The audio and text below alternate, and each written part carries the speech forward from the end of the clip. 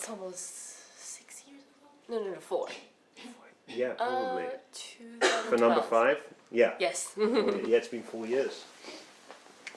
Well, we had to stop and have another baby, so that's what slowed us down. Oh, yeah, congratulations. Thank you. How old is the second one? 20 months. 20 months. Wow, time flies. I know, she was born 4 months before we started shooting this new movie. I know, you brought your first daughter in this film. Yes. Yes, she plays the Red Queen. And Right. she does an amazing job. I mean, I'm super, super proud of her. You know, because she plays a computer, an artificial intelligence. Right. So although she's a little girl, she has to talk like a sophisticated adult. So there was lots of very complicated dialogue for her to master. And lots of dialogue. She has like twice as much dialogue as her mother has in the movie. Really? Yeah. Wow. So it was a big role for her, and she really delivered. It made me very, very proud. Is she nervous? She wasn't nervous. I was the nervous one. Because she's grown up on movie sets, you know, traveling the world with me and Mila making movies. Right. And, you know, but for me, I was a bundle of nerves. I was super stressed. You know, because on the one hand, I'm her director. I want to kind of push her to deliver a great performance. Right. But then I'm very protective as her father. So I was very conflicted. It was the most tense I've ever been on a movie set. I felt like I was making my first movie all over again. Wow, that's kind of sweet, actually. So are you planning to, you know, maybe in the future your second daughter will be in the film, in your film?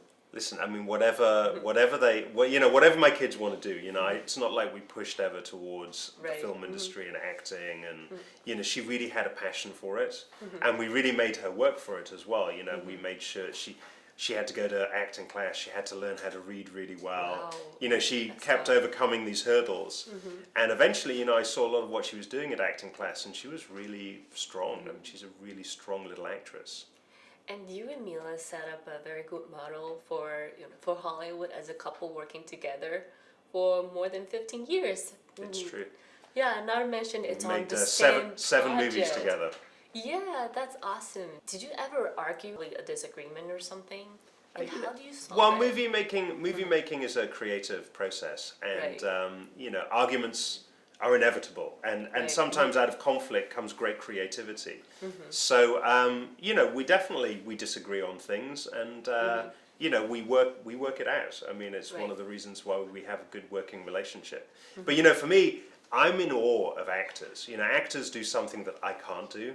Right. You know, I can, you know, I write, I direct, I produce, but actors, they add the magic. You know, they just elevate everything.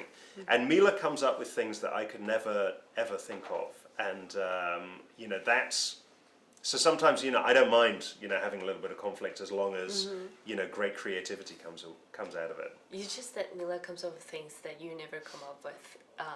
Did she ever surprise you with something that you would never forget? You know, I mean, there's numerous examples. Like, just in this movie, there's a scene where we hang Mila upside down, and there are 5 guys that beat on her with machine guns. And we're doing it, and Mila goes, you know, I think I want to try laughing. And I'm like, what are you talking about? Why would you laugh? And she says, no, just indulge me. So I thought she was completely wrong.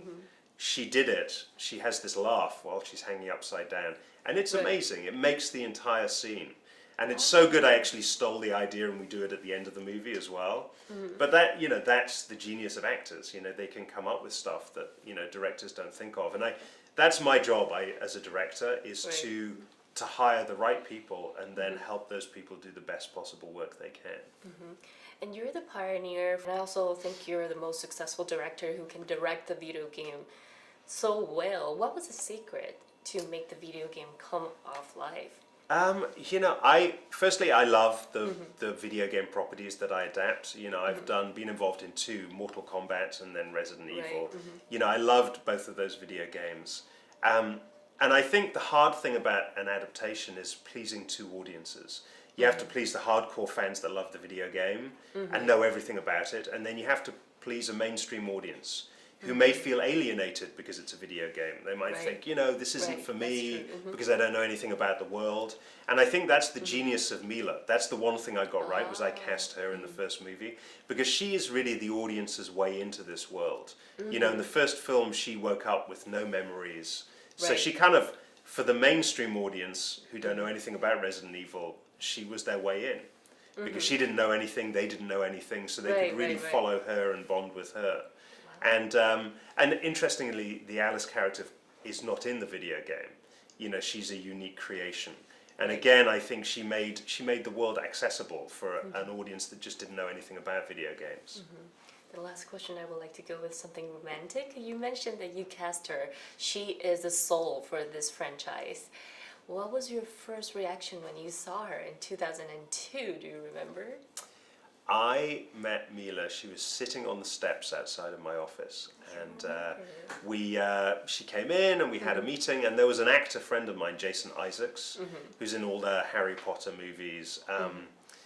He read with Mila because I'm a terrible actor, and so they read the scenes together. And then when Mila left, Jason said, "Well, that's it."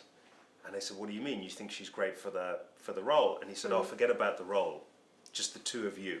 And he could feel like the electricity between us, and that was, you know, so it was very sudden, it was very intense, and it happened fast. But you didn't say anything to her.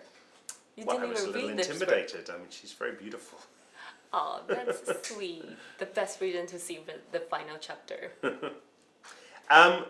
This is the best movie we've made. You know, it's the biggest, it's the best. It's got insane action, but it also combines it with really, really terrifying scares.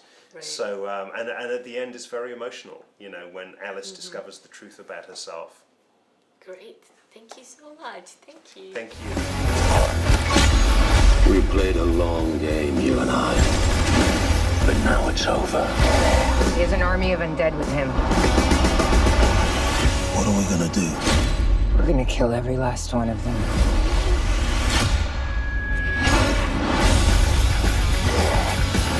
I should have killed you in Washington. Yeah, we can stay.